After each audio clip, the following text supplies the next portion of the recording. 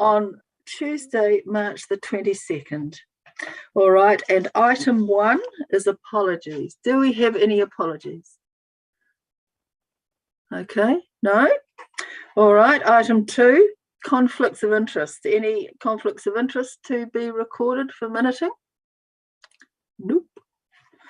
Okay, confirmation of minutes. Item 3 from the meeting of 16th of November on your pages 6 to 11. Are you all across those? Any issues before I move and ask for a seconder to confirm it was a true and accurate record? There was a small correction to my job title. It had Water Environment Officer rather than Water Environment Advisor. That's very minor. Can we address that and correct it, please, Taya, or whomever? Okay. Yes, well, Councillor, we will do that. Thank you. I'll move that the minutes of the committee of the 16th of November be confirmed as a true and correct record. Can I have a seconder? Welcome, Councillor Barnett. Can I have a seconder? Councillor Blackie, and I'll put, well, does any, apart from the correction that Sophie's just brought up, we're on minutes, Councillor Barnett, any corrections or clarifications or whatever? Apologies, Madam Chair, Zoom wasn't working for me. Yes, join the club, darling. Same for me, Madam Chair, sorry about that. That's all right. Okay, I'll put it. All those in favour, please say aye. Oh, don't say aye. Raise your hand. Those against, put your thumbs down. I declare it passed. Thank you. All right, item 4, matters arising from those minutes. Any matters arising? No. Okay. Item 5, deputations and presentations. Any of those? No. So we move to item 6, which is the report, the Canberra River Enhancement Fund review. And just before I invite Sophie to take us through it, I'd just like to say that there's been some concerns about this, particularly the fencing policy, and I think we're going to have a context and a process put around it that will address people's concerns that have been discussed with me. But in saying that, I'll pass over to Sophie to take us through it. Thank you, Sophie. Remember to take myself off mute. Yeah, so thanks, Chair Stewart.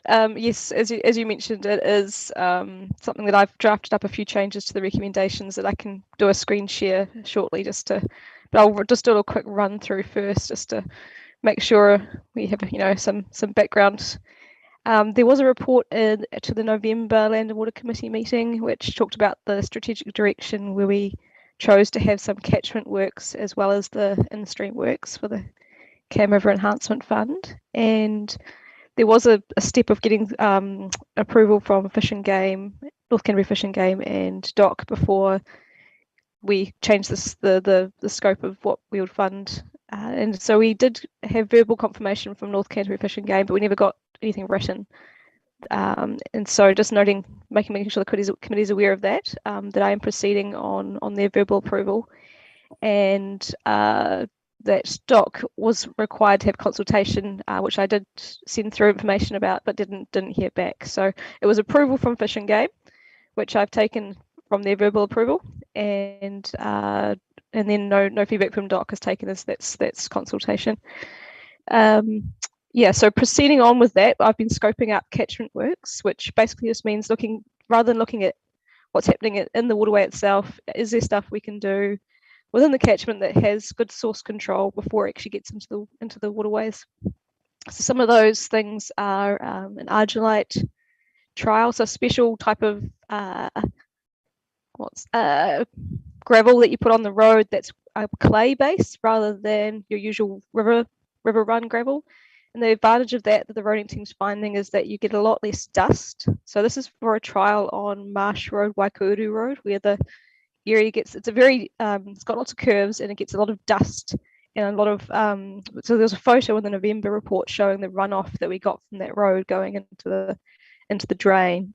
So because of those issues there, we've scoped up a trial to see if we can prevent that dust and drainage runoff into the CAM main stem.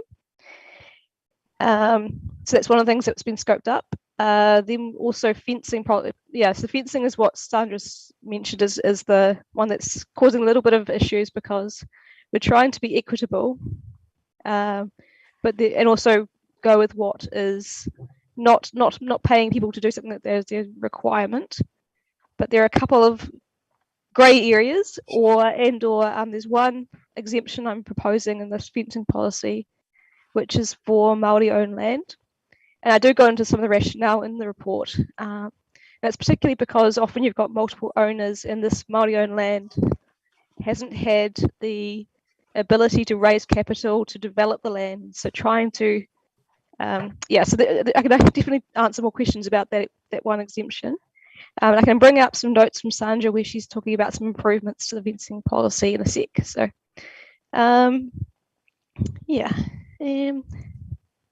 Okay. So I'm definitely proposing fencing over other catchment work such as planting because it is shown to be a more reasonable return on investment. But if you're trying to trap sediment, so you can have long grass after the fence that then prevents the sediment getting into the waterways. So it is a habitat improvement, but it's just a step back from being in the waterways. Should I pull up that shared document now, Stuart? Sandra Stuart or Chair Stuart? Sandra will be fine. Yes, perhaps. Well, do you want to see what's the context of these additions, or ask some questions first up, committee members? Or would you like to see what we're proposing, or maybe try? Yeah, let's see what the addition is. Sophie, if you can put it up, thank you. Okay.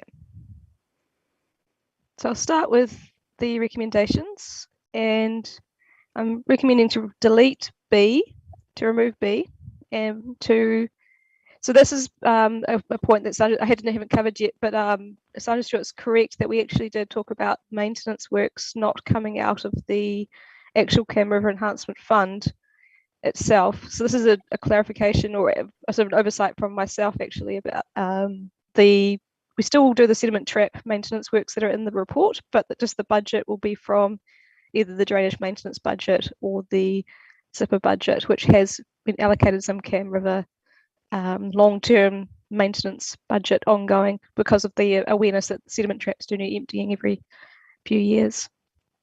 I have also suggested that we delete recommendation D, and the reason for that is that I've got quite a bit of feedback from Sandra, and rather than holding it up until the May meeting, what we could do is have the committee delegate approval of the fencing policy with changes by the chair.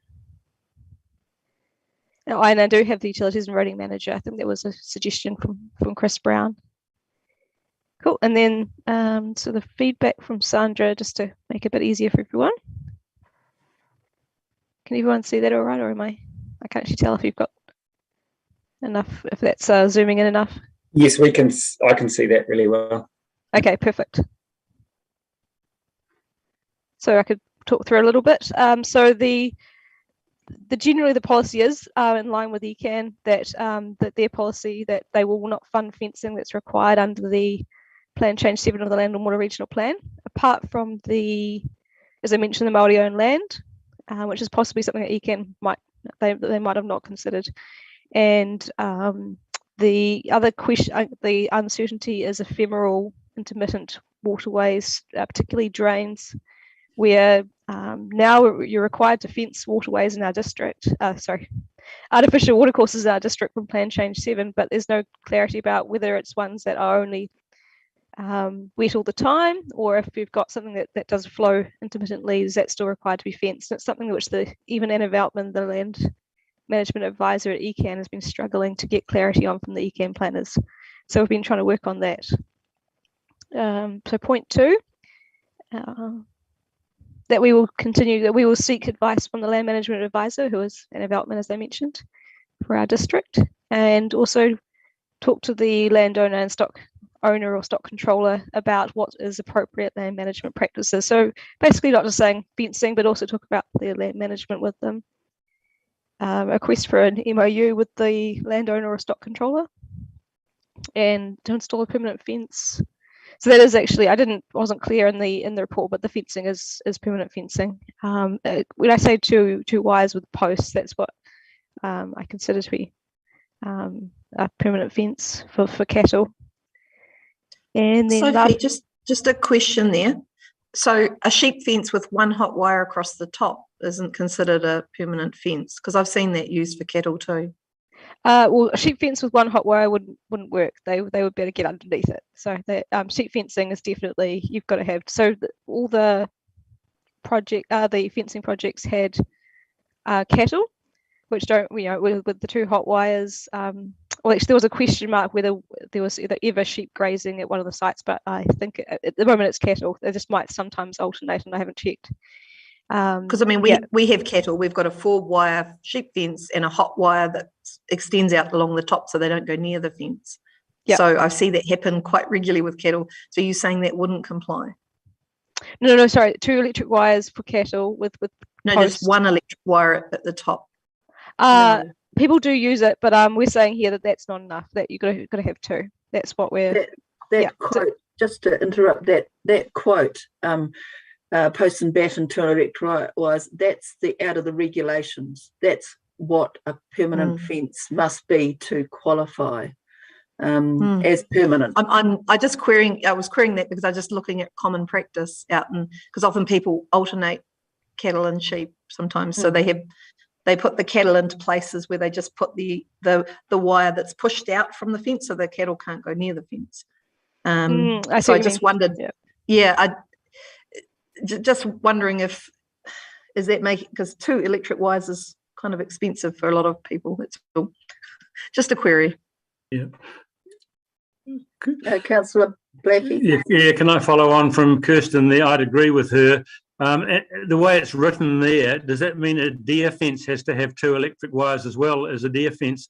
And my other problem with electric wires is if you've got an area we want to fence off in the middle of a paddock, hundreds of meters from anywhere, how are you going to get power to it? Or you have to go solar power units, and you're pushing the cost up. I think I hear you say that that's the regulations, but it's overkill by a mile. There's thousands of cattle and other stock with thousands of kilometres of ordinary five wire fencing all over the district. It's getting a bit carried away. I can reply to that, Sandra, if you're happy to. You. Yeah, so it is electric wires or deer fence. It's not saying a deer fence and electric wires. And I think when it says post and batten, it doesn't have to be. I mean, I've always taken that as being like a 5-wire or a sheep netting fence, because battens are not so common in the South Island for some reason. That's right. So that's your sheep fencing when it says post and batten. This is written by someone from the North Island probably. And then the 2 wires for your cattle, and then deer fence for your deer. But the question is, if you have both cattle and sheep, which is what Kirsten was ringing up, would you have to have an outrigger as well as the sheep fence? I'd say that the sheep fence probably would do the job, but you'd have the cattle destroying it over time if you didn't have that outrigger hot wire. So, and in terms of electrifying, I think the options that I did check, all the options have had electrical. They already had electricity in the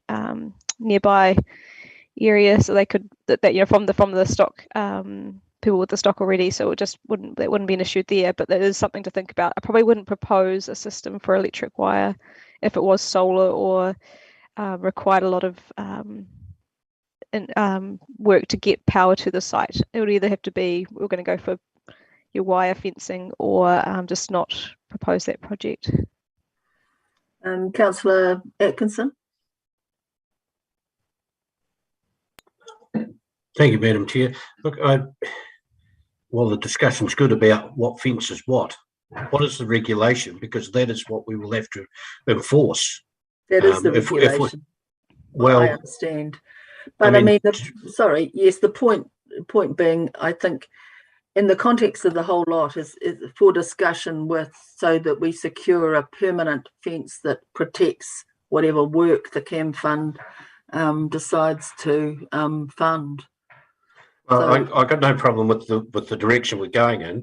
What I do have a problem with is if the regulation says one thing and we go and talk about not stringently sticking to that, how do we force anything else that we're trying to do? So, and I'm actually with Kirsten here because I think that there are much better ways of fencing than what the regulation says. So I think we have to go back and, as Sophie said, may very well be written for the North Island, but we need it written for Christchurch and specific if we need to, so that we can enforce regulations that are absolutely correct for what we need to do. Because we're going to look stupid trying to talk to people about regulations, and then when it comes to fencing, we go and do something different. Yeah, and just to make it more confusing, there are actually two different sets of regulations. The Plan Change 7 regulations, which currently just say stock exclusion, and they don't even identify what that is. So they could be talking about a temporary fence with a hot wire for stock that are break feeding, for example, and then the RMA stock exclusion regulations have more of a definition. So sometimes it's the national regulations that are more stringent, and sometimes it's the Plan Change 7. So Plan Change 7 applies to artificial watercourses, but it has no setback, and then the RMA regulations have a setback if you've got a waterway that's more than a metre wide. That's a natural waterway. I think just to interject, I think in the context of this, that I would hope take advice from ECAN and to work out what is appropriate in this context. Jared, you would like to comment? I just wonder if the better way to deal with this is to remove the very last section of that sentence, and just to comply with the RMA and Environment Canterbury regulations. Yep. And then it becomes a bit more enduring. And so it's effectively, it has to still be a permanent fence. So I'd say, as defined by RMA stock exclusion regulations and ECAN regulations, full stop, and to remove the description of exactly what it is, and then it's future-proofed. Yeah, well done.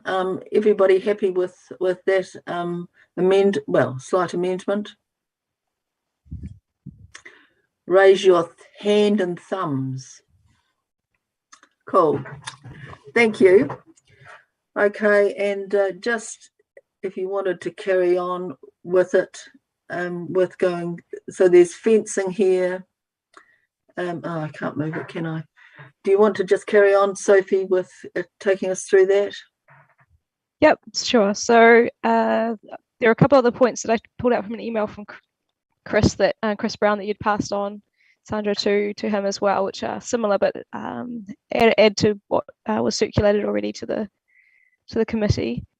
So, I didn't mention that yet. There'll be a memo report similar to what came to the committee today about fencing projects, planting projects in the future. But yeah, you were keen to add in for a check by an Veltman for all projects before approved by the committee, add in a statement to the fencing policy to identify that all cases that we have to contribute to the enhancement of the Cam River. So just putting in the vision, the purpose of the policy, what we're seeking, and consider any project holistically. So this is where you're saying that going above and beyond what's required in the Land and Water Regional Plan. Is it a fair summary, Sandra? Because it came through Chris Brown, so I've tried to also just tweak it to make it a little bit more legible. So you might have lost something in the translation.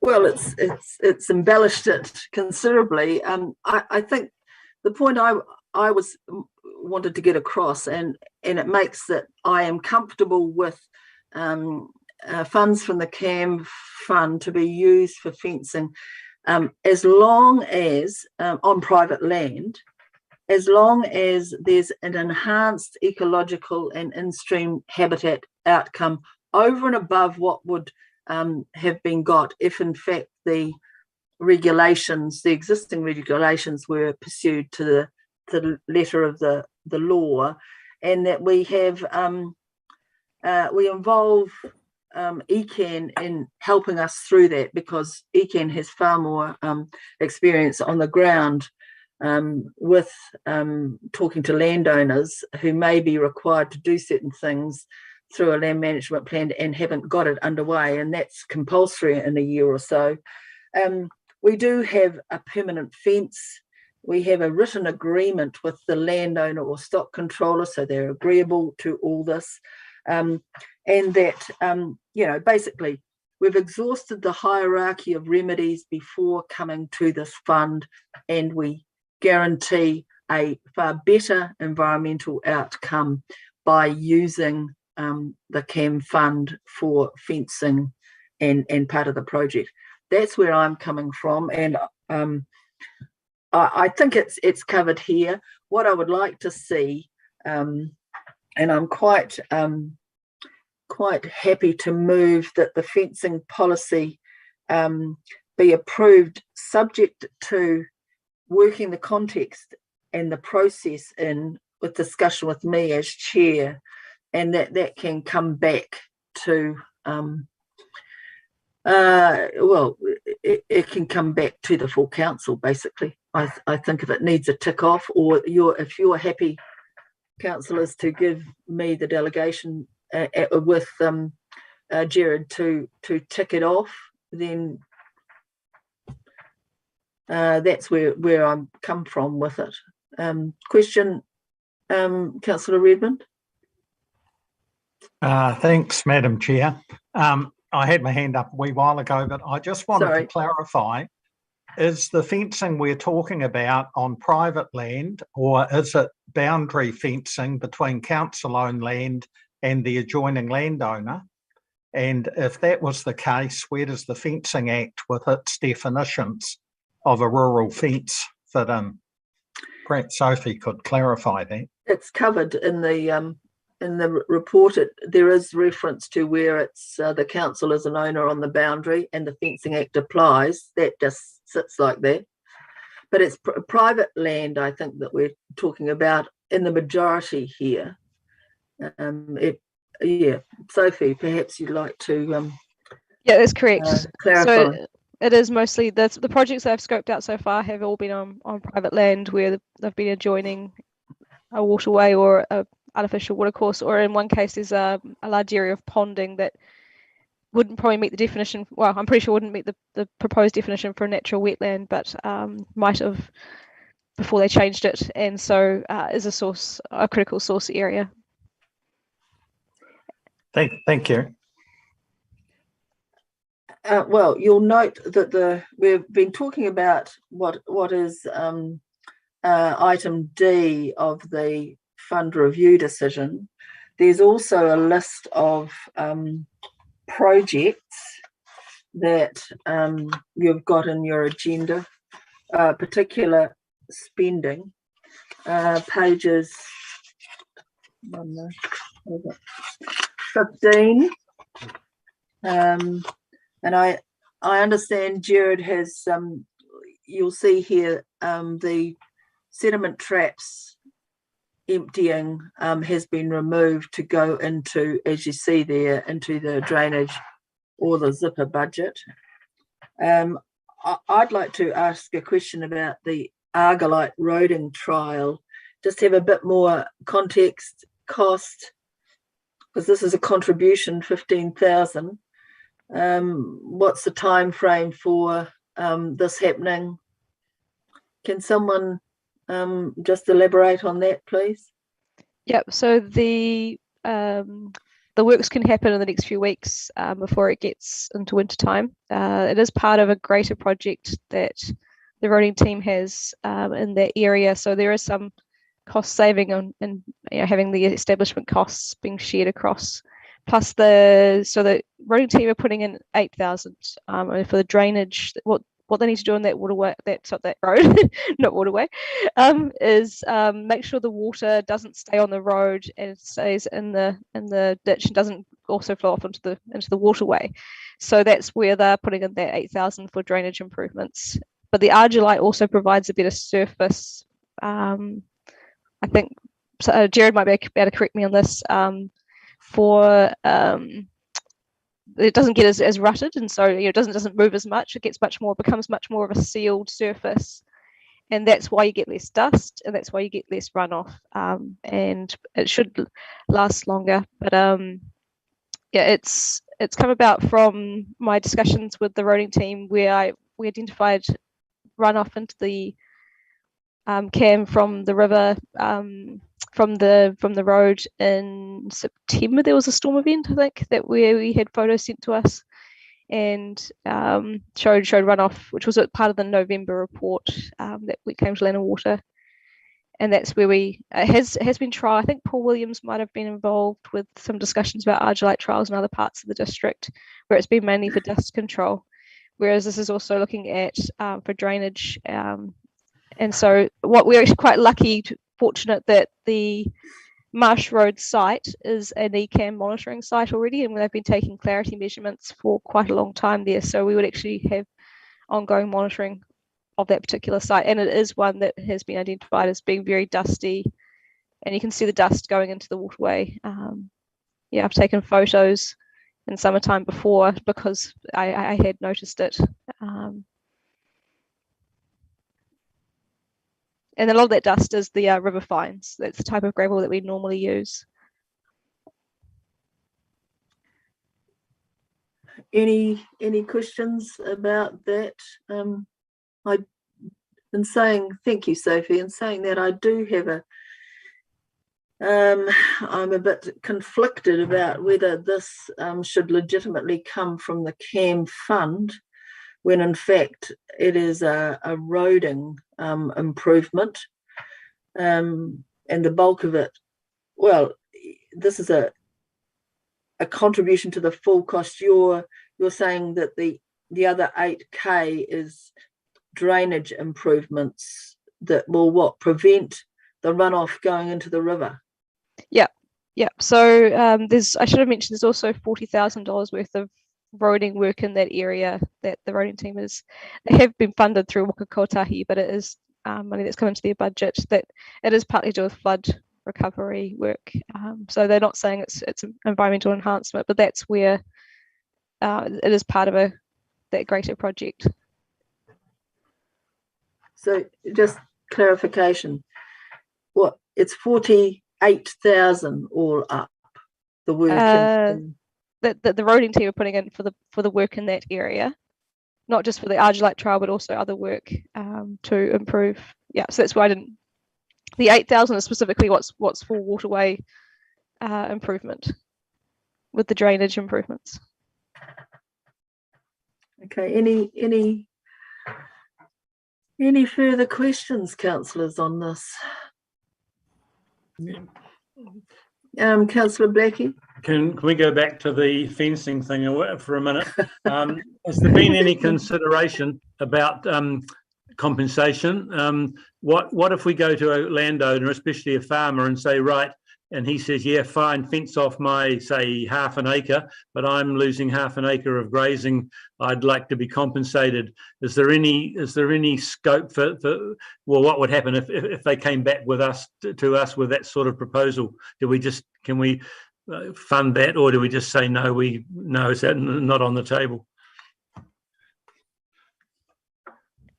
So that hasn't been discussed. Any compensation at the moment. It sounds like we do have willing landowners who would not be asking for compensation.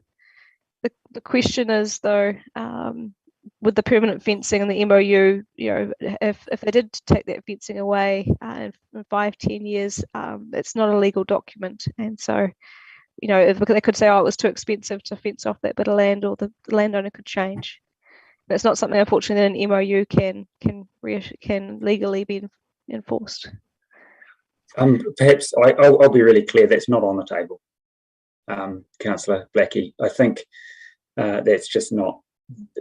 We start going down that path. Where would that get funded from? So it's just not on the table. And I think the projects that are being scoped for requiring fencing, stock exclusion, some of this land is the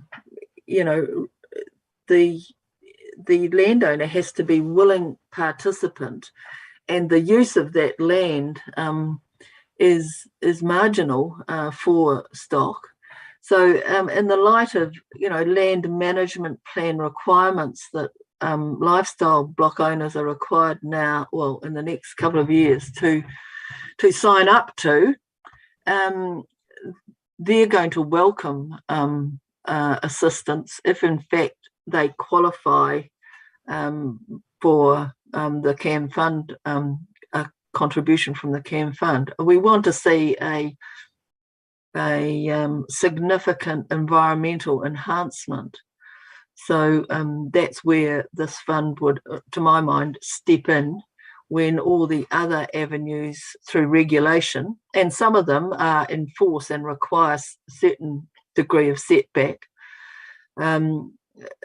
If these aren't able to be delivered without assistance, then that's when we could step up. But as I said, I'm comfortable with quite the process that we're laying out here, that the fund is only going to be used when in fact all other avenues have been exhausted, and we are getting as much of a guarantee that we're going to have an enhanced environmental outcome that we can.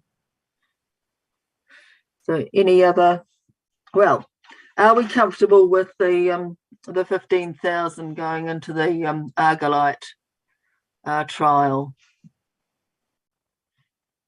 If I work through the work that's here. Yes, yeah, well, I'll take that as a yes. And we've got a couple of bank stabilisation works in table 1.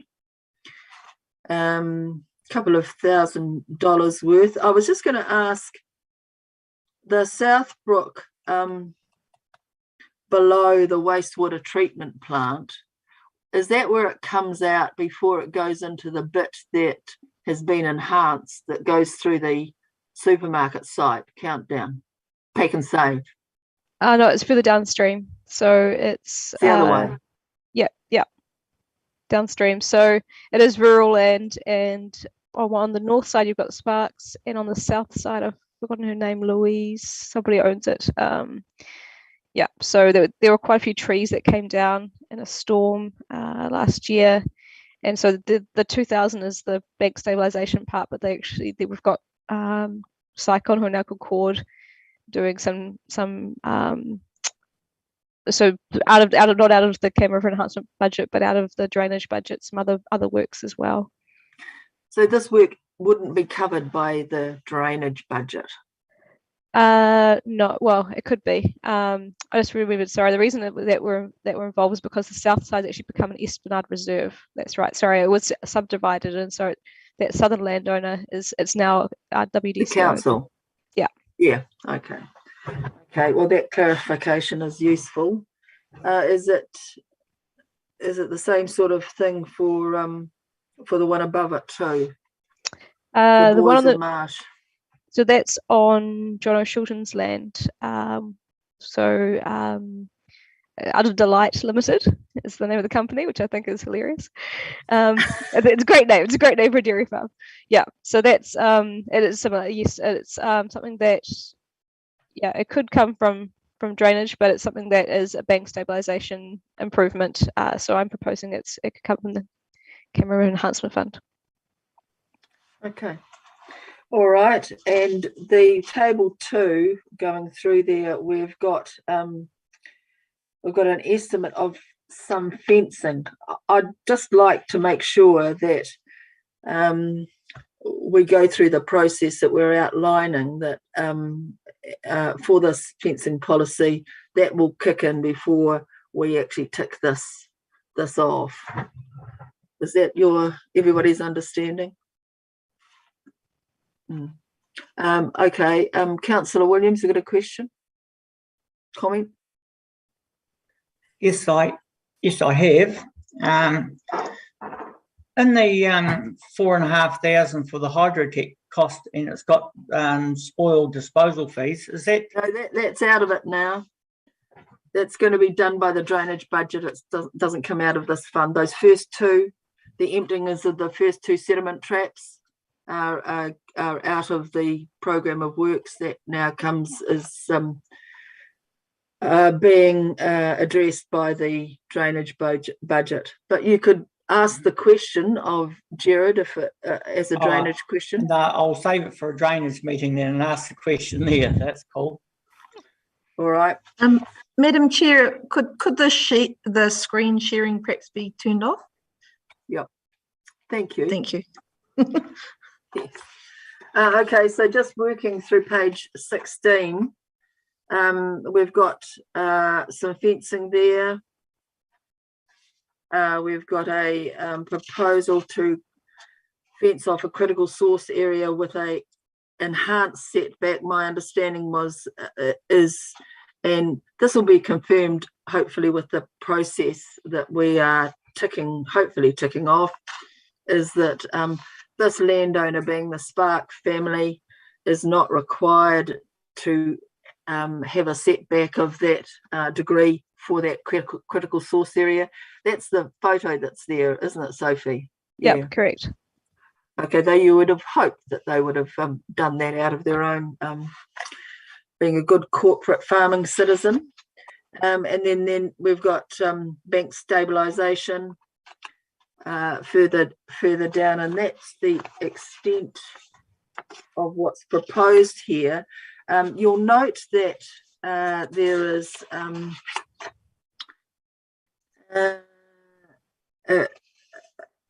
a need to scope further projects, and I'm just going to ask Jared whether the resource to do this further scoping of other projects, how is that going to be,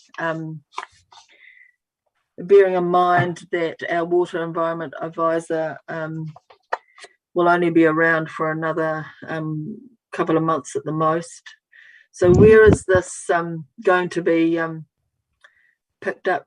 Mr. Cleary, can you give us some idea? Yeah, look, like anything, I think we are proposing to bring in a replacement resource for the Water and Environment Advisor. So that's just subject to a recruitment process. As you will be aware, that has at times been a challenge in recent times. So, but we're using our best endeavours to secure a suitable fill-in for the interim while the Water and Environment Advisor's on leave, and then so our intention is to provide somebody to provide that continuity. One of the advantages of, I suppose, of you signing us off today, it gives us confidence in the program that we have got in front of us. So thank you for that in anticipation. So that the most time-consuming thing for us is getting things to this point and then going back to square one. And there's been quite a lot of that on this project to date. So we have got, and we've also got indicative works for the 22-23 year. So it'll be just a matter of working through those. So we've got a good starting point, and the ones that have been identified here. And going forward, that's just that would be, we expect it's either the Water and Environment Advisor or the Water and Environment Advisor's temporary replacement going forward. But I think we all would agree that it's really good to start to get some actual real progress on the ground for this fund, because we've done a lot of you know, we go right back to when Henry Hudson did the work quite a number of years ago to give us guidance. But so we have got I think the short answer, yes, our intention is to provide the resource to make sure that we can have a good forward work program and to manage it as it. Thank you. I'm just looking at, I'm quite happy to move the recommendations with those additions, which I'm not quite too certain about exactly what we're ending up with, but certainly the context and the additions that Sophie did put up. So, which I think summarises the program minus the, includes the program minus the drainage work, the emptying of the sediment traps, includes the road argillite study, and as far as we approve the fencing policy with the context and the processes that are outlined by those various additions that you've seen, but basically coming back with a memo and a report to Land and Water, or, well, no, it's to my delegation in consultation with Utilities and Roading Manager.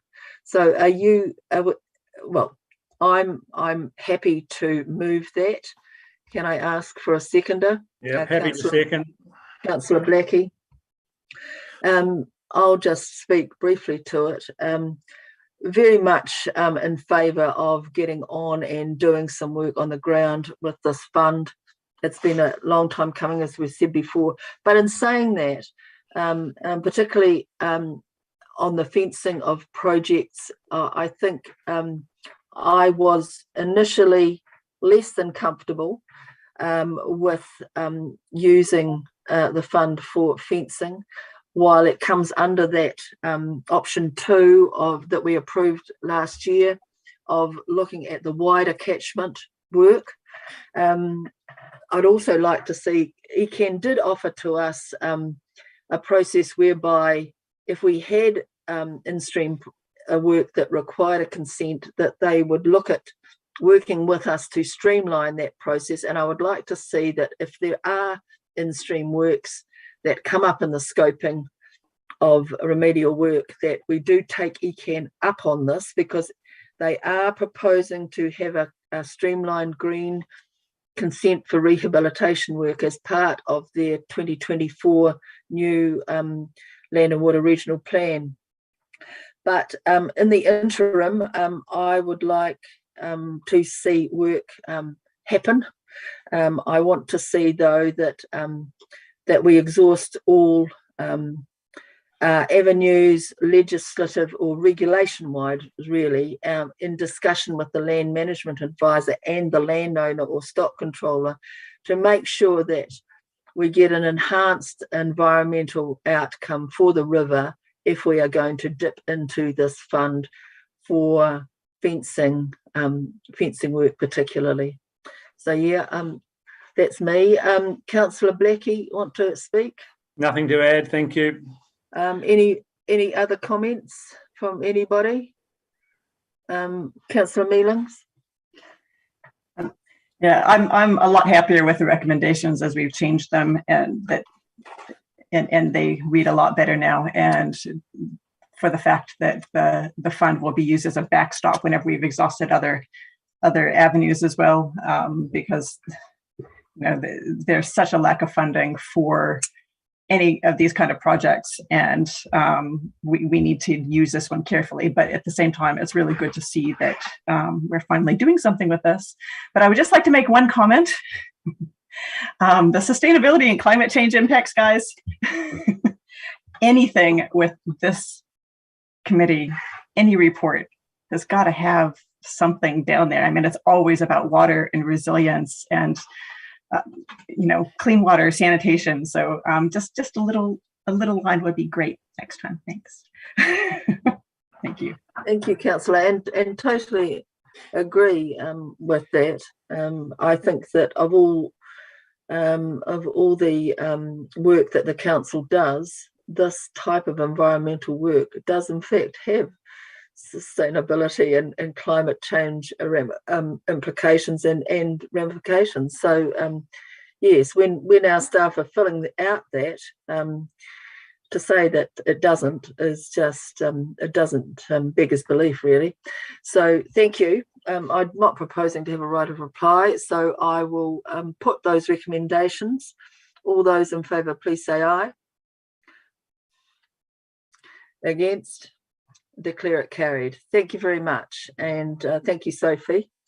So we'll move now on to item 6.2, which is biodiversity funding, zipper recommendation to actually give some funding to the Waimakariri Biodiversity Trust to get them operational.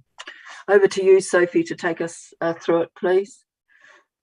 Great. Yep. So this is the first year that we've actually had a budget so as a earmarked amount within the zipper budget, I should say, which is under zipper recommendation 2.8 for 20,000 a year to be allocated to community groups for biodiversity support. And so the recommendation is for the Waimakariri Biodiversity Trust, which is a newly formed charitable trust in our district. It has come out of the Waimakariri Water Zone Committee and the biodiversity working group there, with Judith Roper-Lindsay, who's a retired ecologist, has took the lead to volunteer to be the chair, and she advertised for trustees from the community. It was fair to say we had quite a wide range of diverse trustees who applied, which is actually quite good to have a diverse skill set and quite a few diverse places where they live too. So a very good spread. Yeah, there are 5 criteria in the report, which I won't go through, but that is how I've assessed that they are suitable for the funding. And it should be noted that they I didn't look at all it wasn't an open fund this year, a contestable fund. There was no shout out for anybody else to be able to apply, which is something that in the future, pending staff resourcing, could be good to look at from next financial year. But yeah, with the Waimakariri Water Zone Committee, for example, is one of the key criteria that is attached to the report. And in itself, there might be some questions about that because I don't think it's been presented before. And it's quite good for this Water Zone Committee, for this Land and Water Committee to know what's on the Water Zone Committee's action plan for the next few years. And also the other thing to point out is that this is operational spending, like it is OPEX. So it really is organisational support, like the deliverables that are listed. It's not for a specific planting project or this many plants, etc. It is to get them going for a coordinator, but with the idea that this will give them organisational strength that they can take to apply for that project funding and for that CapEx funding that will allow them to be strong and support others. There was one minor correction. I realised in 5.1 of the report, point 5.1, I did mention the report being public excluded, and that's no longer the case. I was a bit unsure about whether it would be or not. So just ignore that, or we can correct that if need be. It's corrected. Yeah. Yep. No, that's good. Yeah, so this will be circulated. There was a point about circulation to the Runanga WDC liaison meeting. So this report will be circulated, and is not public excluded. Yeah, happy to take questions or any particular feedback. Councillor Atkinson. Thank you, Madam Chair. Sophie, I'm just a bit curious. I actually support this. I think this is great. However, how do you have a contestable fund, which we actually give it to one person? How is that contestable, and will we be taken to task on that by somebody that no one else has actually had a crack at a contestable fund? Sorry, so the contestable fund is a recommendation for next financial year from there, and it's partly because trying to get the criteria for a contestable fund and do the advertising, and then to get it funded is quite a workload. And so this year, I wasn't able to do it myself. And it's something that I'm looking at for the biodiversity, either the green space biodiversity staff next year, or the governance team have potentially put their hands up, because they do administer quite a few contestable funds. And there are other trusts where you could argue that they're not.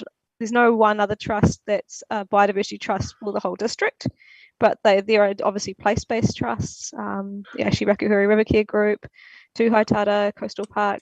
There's that kind of biodiversity group. There's also a land care, Waimakariri Land Care Trust, which has some biodiversity components. Yep. I've got no problem with that. What you're saying is that this year is not a contestable fund. Yes, that's correct. Okay, thank you. Yep. I basically said this trust meets the criteria that I have set, and therefore I am recommending them this year. Okay, any further questions? I do have one myself on 1.4, where you talk about these deliverables that we expect from funding the trust, and 1.4.4 and 1.4.6, which are mapping and detailing current biodiversity initiatives in the region and website creation. Well, do you think that this trust will be able to deliver on that, and how does it conflict with what we're doing internally for the biodiversity initiatives in-house? So those deliverables actually came from Judith Roper-Lindsay and the trust themselves as what they were proposing to deliver. So it's something which I'd be interested. I also don't want double up. So if it's something that would be a double up, potentially with the environmental networking forum work, is that I'm not sure. That's something that we could say that actually there's no point in we could remove a deliverable, but they're still welcome to collaborate. But it is something that when I said, I made sure that they were happy with those deliverables, and it's what they proposed. So that's why I put it in there. Yes, just to elaborate, as the council's biodiversity champion, the shared resources to GIS map layers of not only biodiversity projects, but SNA and the whole raft of tracks, trails, public land, existing projects has come up as potentially something that the district councils will do under the umbrella of perhaps regional funding.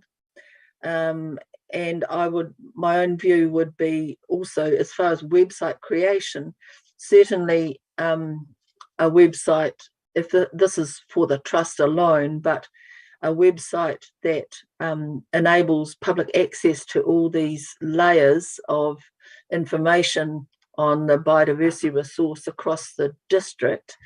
I see that sitting far more with the district council's homepage than a trust with the resources that we have available to us. And talking to our ecologists at the moment, Bex Dollery, this is one of the things that she's actually looking at doing, mapping and website creation. So don't want, as you say, a double up, and hopefully we can work, the council in discussion with the trust would make sure that wouldn't happen. I mean, I'm totally in favour of the money going to the trust, just don't want to see that there is work happening by two different organisations for potentially a similar outcome. So presumably we'll have discussions with them, liaison, to make sure that doesn't happen. Any comment from anybody on that? No. Okay. I probably should just just explain that we're looking at transitioning the support for the Waimakariri Biodiversity Trust to the biodiversity team, so biodiversity staff, so Bex Dollery and Kate Steele, for while I'm on maternity leave and beyond. So something that it will be, so Bex will be in constant touch with them to make sure there aren't going to be double ups. Yeah, so that will sit well, I think, but just that support for contestable fund is something which might need governance, or just I'm not making a call for the green space team about what they can resource, so just raise that with them. Yeah, no, I'm comfortable with that level of liaison. I wouldn't imagine that the two, both our internal staff and the members of the trust, they'll be working closely together to make sure of an outcome that is valuable to everybody. Okay, no other questions, councillors? All right, mover and seconder, anyone wanting to move? I'm quite happy to move. Councillor Atkinson moves and Councillor Mealings seconds. Councillor Atkinson, any comment? Oh, look, I think it's all been said. I don't need to go into it. I think it's a very well worthwhile fund. Once this is set up, we're up and running, get them up and running and get it going. I think it's been well worthwhile. Excellent, thank you. Councillor Mealings? No? No. And I'd just like to add, I think, yes, this district will benefit from a trust that focuses on increasing the biodiversity footprint and providing advice and all the good things that they are in this vision and documentation of this trust. So I think putting 20,000 in to get them up and underway for this year is an excellent use of that money. So thank you. I'll put the recommendation. All those in favour, raise your hand. All against, declare it carried. Thank you. And we move on to item 6.3. Again, our water environment advisor, Sophie, if you can take us through this private well study and the results we've had from 2021, pages 30 through 39. Thank you. Yep, so this report builds on reports for the last few years we've had for the 2019 study and the 2020 study. This year we did expand into 2 new areas. So originally it was Earton and Cust, but we added in Carlton and Swannanoa.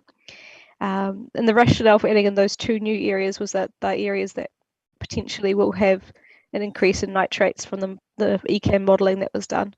And Earton Cust were suspected to have some of the highest levels in the district, so that's why they were originally chosen. So just a bit of awareness that we're not just randomly choosing areas and seeing what we get, that we might actually be looking at the higher areas, at least with the Earton Cust.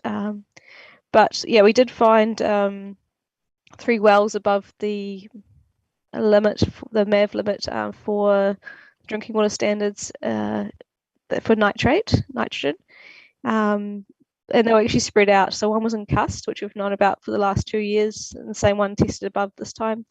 One was in Carlton, and one was in the Swannanoa area. So yeah, interesting to see that, yeah, Carlton in particular had a very big spread of results. We had some areas where you're probably getting denitrification in the groundwater and you're actually getting the nitrate removed and almost getting no nitrate, and then you had one well, as I said, that was over. Yeah, so what else could I have supported the owners who received the advice about being over the MAV to seek water treatment, and I've actually compiled a little list of suppliers who we're not giving out recommendations for water treatment suppliers. We're just saying here's a list of people who you could possibly contact, because we're not comfortable saying these are the best people. We haven't actually used them ourselves. The other way we're helping to support people is there is a booklet, the private well advice booklet, which was produced last year, which goes out with limb applications, for example, with people with private wells. It does need an update. I've drafted some text from the Water Services Act 2021, which will need to be put into that booklet in the future about the big change there. So domestic self-suppliers, so people who had their own supply in the past but might have just had like a granny flat, or where it didn't cross a property boundary, might have been fine, but now if you've got multiple households, like in a farm situation, you're actually considered a water supplier and not a domestic self-supplier anymore from the Water Services Act. And that means that there are people who have duties they probably don't realise they now have to test, to monitor water, and put in more treatment than probably what they have currently. So I think that's something really that this committee it would be good to have an awareness of for the rural community. Just sort of as a side issue to the private well study, there was one correction in 1.8 of the reports, and I'm not sure which page that is, but point 1.8. It did say that all 39 wells will be repeated next year, but I remember there's actually one well that had filtration for iron before they could take the sample, and so unfortunately we're going to have to remove that well from the study. It was only discovered after they had received the sample box and they realised they couldn't sample before their filtration unit.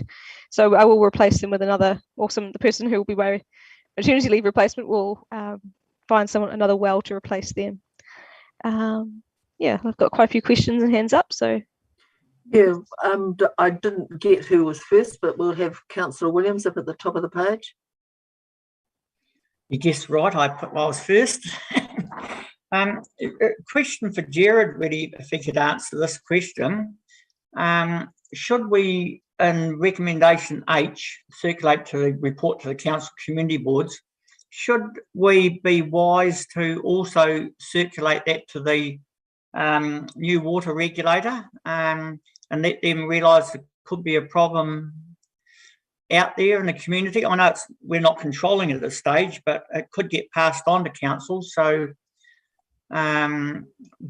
should we advise the water regulator, or would it be unwise to do that? I don't know if Jared's comment on that. Yes, I think that's a very good suggestion, and we will do that. So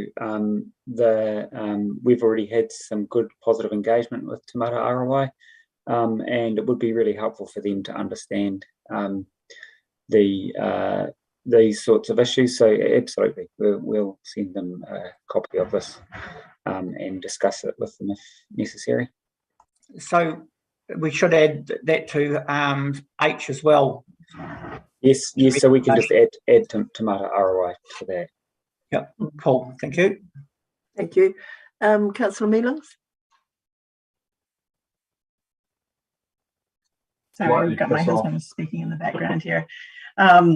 Just in the Swannanoa sampling area, I'm really pleased to see that we've added Carlton and Swannanoa, but whilst I can figure out where Ayrton is, and I can see that's in a heavy dairying area, whereabouts is the Swannanoa sampling area? Because I can usually tell from looking at lines on a map exactly where it is, but I can't figure that out. Yeah, apologies, I couldn't get the mapping to show the road names, and the our WiMAP system unfortunately takes away the roads just when I try and get the whole sampling area in this. Yeah, so I was struggling.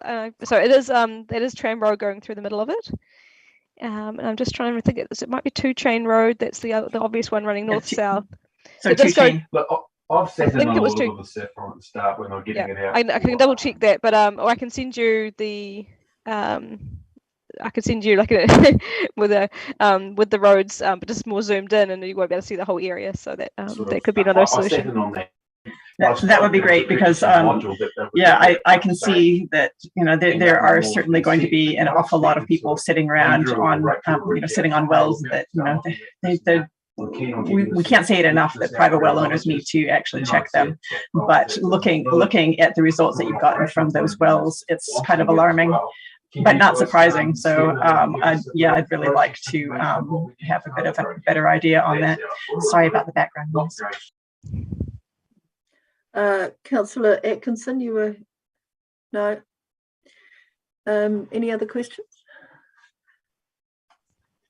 Okay, I'd just like to test the meeting with an additional recommendation to the ones there, and it is that we request Environment Canterbury and the Canterbury District Health Board to honour the ZIPA recommendation and help fund this water quality, the expansion of this water quality study to the 180 wells that it was originally scoped to sample. Can I ask for a seconder to that, if there's anyone who wants to second it? Thank you, Councillor Mealings. And I'll just talk to it. Waimakariri District Council is paving the way for study of water quality in private drinking wells. We are honouring the 2018 ZIPA recommendation by putting money into funding the study, which is, as you'll recall, first of all been just 19 or 20 wells, and then we've expanded it up to 39 in this over the last 3 years. Our sampling is revealing results that are a cause for concern, and we would have far better understanding of what's happening across the district if the funding was there to expand the sampling. And there are two other institutions and authorities that were part and parcel of the ZIPA recommendation and to monitor the water quality in private wells, and that is Environment Canterbury and the Canterbury District Health Board, none of which have put money into this study. So here I'm just asking that we ask them to honour that recommendation by putting some funding into this study so it can be expanded. And I'd like your support on that. Councillor Mealings, do you want to add anything? Or Yeah. reserve? Councillor Williams. Yeah, by this recommendation, I just wondering whether putting the cart in front of the horse, because there's been studies the other side of the Waimak Bridge, and we know there's a problem. Everybody knows there's a problem.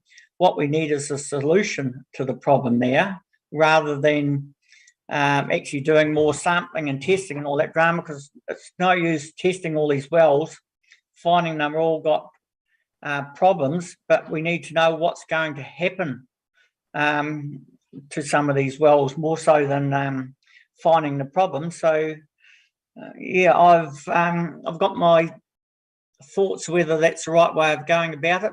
We may probably be looking at whether and that's why I wanted to go to the water regulator to see whether their thoughts on the situation, because the problem's got to be solved. It's no use going testing and testing and testing, and unless we've actually got a way forward after we've done the testing. So we already know there's a problem. No, we don't.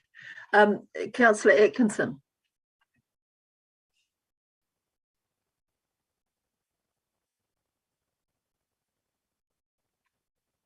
You're muted, mate.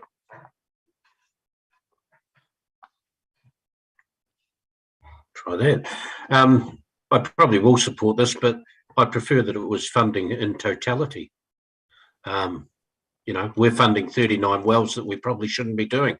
Yes, we're paving the way at the cost of our ratepayers, when it should be spread across the Canterbury ratepayers and should be done in totality.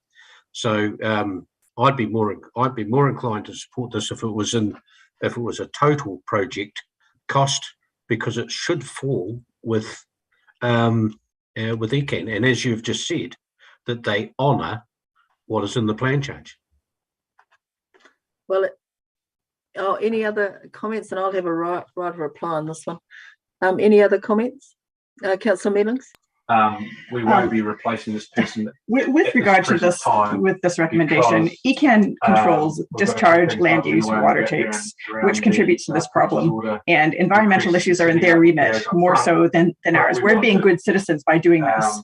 They need to pull their socks up and actually do their part and do their bit. And it shouldn't be coming from our ratepayers to be doing this in totality. I agree with what Councillor Atkinson said, and but at the end of the day, regardless of who pays for it, it's good that it's getting done, because there are a whole lot of people sitting there that have absolutely no clue whatsoever what's going on with their water, and because they aren't part of a council supply which is looking after it to make sure that it's good and safe water, they just think it looks nice, it tastes good, it's fine, but nitrate doesn't have a taste, it doesn't have a smell, and these people are putting themselves in danger, and we need to actually find out the extent of the problem and get to the bottom of it. So that's why I'm supporting this. Yeah, thank you. Any other speakers? I'll have a right of reply on this, just to make the point that this recommendation to monitor private well water quality came out of the waimakariri zipper recommendations, and it canvassed 3 parties who were requested to do this, working together. Waimakariri is this council is the only one that has put funding into making this happen. And we asked ECAN last year whether there was any funding for it. They haven't. And I don't even know whether the Canterbury District Health Board has been formally requested. And this recommendation formally requests the other 2 parties to help fund this study. Councillor Williams said that we know this. We don't know this at all. These are private wells where the people that are drinking this water have no idea of the water quality they're consuming. This is to give us an indication about how widespread potential contamination of their water sources are. We don't know this. There is no study that that has well data that we're of the level that we're talking about here, and that Sophie's going out there and sampling, as is borne by the fact that people are surprised to see what the well test reveals, and that we have 3 wells in this latest sample that are well over the maximum allowable value for nitrate. So we have a well-being directive as councillors, as a council, and that's why we're in doing it, and I congratulate the rest of us for doing it. But there are 2 other partners in this study, none of which have put any money to it. So the recommendation is to request them to put some funding into it. And we're not talking a hell of a lot, but they need to come to the party, because they also have a responsibility for monitoring the water quality in this district. Sophie, you wanted to add something? Yeah, just to clarify your point, Sandra, that the ECAN groundwater team were approached last financial year for funding this financial year, which was declined, but they have provided technical support as an advice, but then the CDHB has not been approached. So ECAN is a signatory of the zipper agreement, whereas CDHB is not, but doesn't preclude them from funding such a study. Yeah. So it's a request to ask those 2 parties to fulfil the recommendation and add to the knowledge of what is. We've got 16,000 people drinking from private wells. We need to have an understanding of the quality of water they're drinking, and we don't at this point. You've already spoken, Councillor Williams. I was going to put the recommendation. At this point, you've got hands up. People have got hands up. Yeah, I have. I was going to correct statement. That was all, but if you don't want me to, that's fine. Well, correct a statement. Well, I was just saying in the news a couple of weeks ago, there has been some reports on the other side of the Waimakariri River from us. Yeah, we're not talking about the other side, councillor. We're talking about we are here. talking about all waters, and ECAN covers both sides. So there has been reports, and I would envision ours would be exactly the same as the reports from the other side. But anyway, that's cool. Point of order, Madam Chair. That's not part of this report. Indeed, no. Okay, so we've had a robust discussion back and forth. So I will put the recommendation as an addition to the ones. If you're in favour, please put your hand up. If not, so we've got 3, 4, me, 4, and those against raise their hands. I declare it carried. Thank you.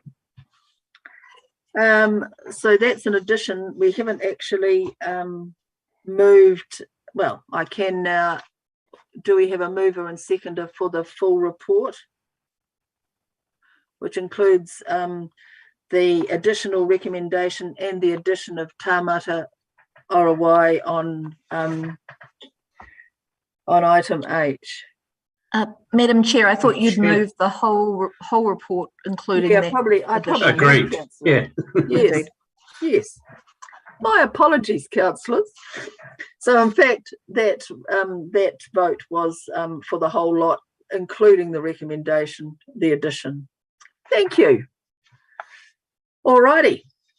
Now we can move on to, what do we move on to? We move on to portfolio updates. Thank you, Sophie, for your input on these 3 reports. Much appreciated. I will just, as first off the rank, talk to biodiversity, and fortunately we had a biodiversity champions meeting with ECAN yesterday, and Bex Dollery was very welcome. She sat in on it, which was great. And I'll just bring up the main points. The Champions Group are very keen that biodiversity implications on every facet of Council's work is included on the agenda of all reports as a regular item to increase the visibility, and I'd be totally in support of that. It was last year there was a forum between council staff and ECAN talking about the issues with biodiversity enhancement across the full region. They want to continue with, they see regular updates, staff, councillor, staff, ECAN staff and councillor and TA forums as really productive. They're talking, as I think I've mentioned before, about advancing a region-wide skill resource unit for biodiversity, where there are some territorial authorities that haven't got any dough and don't do anything at all in the biodiversity space because they haven't got the ratepayer base. So ECAN talking about a regional skills resource. They were very interested in the SNA incentives. This is ECAN particularly, that Waimakariri is doing through its staff and district plan. There was discussion about GIS mapping across the region. Again, a shared GIS resource of biodiversity mapping across the region, mapping SNAs, public land, existing projects, waterways, cycleways, trails, green space, parks, as various layers on a regional resource. And we would have something like that on our own homepage. as a website, well, as a presumably a link that you would, on our homepage, you'd go into, and all these layers of information would be publicly available. There was also discussion, which I'm supportive, that we do make a submission on the emission trading scheme and the better incentives to encourage planting of Indigenous forests, and there's various other things in that legislation. Submissions close on April the 22nd, and I'd be hopeful that we would be, as a council, crafting a submission in support of some of the key issues in that review. So that's pretty much me. Any questions? Welcome. No? All right, we'll go on to second, which is Councillor Blackie and his land-based Indigenous reserves, including river margins portfolio. Thank you, Sandra. Just a couple of things relevant to Land and Water Committee. In Silverstream, in the Western End, the two bridges that are in the pipeline. One of the bridges the funding of that has been approved already in the annual plan. The second bridge that we're putting in, so we've got a loop and people can get across the river and come back down the other side, has been donated from the city. So we've got our free bridge. Well, it was free as a bridge ever gets. We've still got to pay for installation costs, but the bridge has been donated, and we've got a engineer doing the engineering, but either pro bono or for a nominal fee. So that's great, because as you know, these bridges tend to cost 15-20k a pop. So that's a big fillip for the Silverstream group. Down at the coastal area on the riverbanks, just a quick catch up. Pegasus Bay Bylaw Committee met last week because we're under review at the moment, a 3-year review, which VJ has got underway. Just a couple of comments about the Karaki area. The car park there is been used by 40,000 cars a year now, and a quarter of those go onto the beach. The Tuatua situation, which various members have been complaining about on the beach, that is one of the things that'll be in the review. But Mike Quant has been away talking with MPI, and there's a group of Auckland University students coming to do a survey as part of a project to assess the whole Tuatua sustainability situation on the whole beach. That's about me, I think. Let me just look at my little list. Yep, that'll do. Thank you. Any questions of Councillor Blackie, councillors? No? Well, thank you very much. We move on to item 8, which is questions, and I have none, and item 9, urgent general business. Item 10 is matters to be considered in public excluded. I haven't got any report here, so I'm at a loss, though it's on the agenda. Can anyone else help here? It's the minutes. Should be in diligent. It's just the minutes of the previous public excluded meeting. I haven't got those minutes up on my. I couldn't find them when I had a look. But however, in the absence of being able to find the minutes, I will move that. Well, do we need to go into public excluded to ratify those minutes? Thank you, Councillor Barnett. Yes, You're please. Wealth Yes, of please, knowledge. Councillor. Yeah, okay. I will move, and Councillor Barnett will second that this committee goes into public excluded. This is item